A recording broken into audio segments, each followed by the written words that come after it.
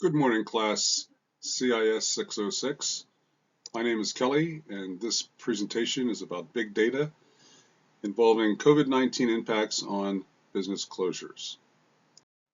My project explores the economic impacts of the COVID-19 virus across 5 different U.S. states. I analyze the business closures, the COVID-19 severity, and the impacts of financial aid programs using big data techniques.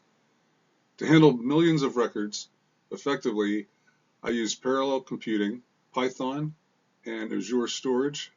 By the end of this presentation, I will walk you through my findings and how big data played a critical role in this analysis. In regards to data sources, the CDC COVID-19 data was pulled off of the COVID websites, and then also the SBA business loan data and business closure data were gathered from SBA. Now, these data sets were extremely long, or large, I should say, with data sets ranging from 35 to 12 gig. So I had to downsize the data sets even before download, which is where I believe the data cleaning actually begins, is by filtering the data sets before you download. Now, as far as the processing and cleaning of these data sets, I went ahead and ran Python algorithms that gave me the ability to parallel process, and I also optimized the data set joins. I partitioned the data sets and used distributed joins to merge large financial and health records together. I also was required to upload zip code and state maps from the national census so that I could map correctly states with zip codes, which was a huge problem, and eventually was where I was able to link disparate data sets together, was through location. In this slide, we see the parallel processing code, which was used on my data sets in order to give them faster processing capability, or be able to be processed faster. Now, this slide shows a snapshot of data sets loaded into the Azure database, where I was able to perform just simple and basic queries. I did not actually use this for my project, but I did use it in regards to test my data sets.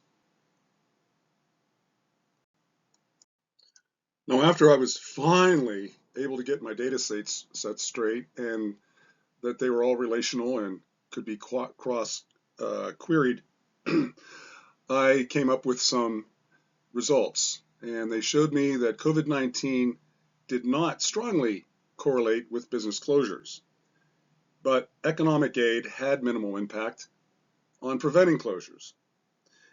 State policies and local economy conditions were what actually played a larger role in the effects of COVID against the economy.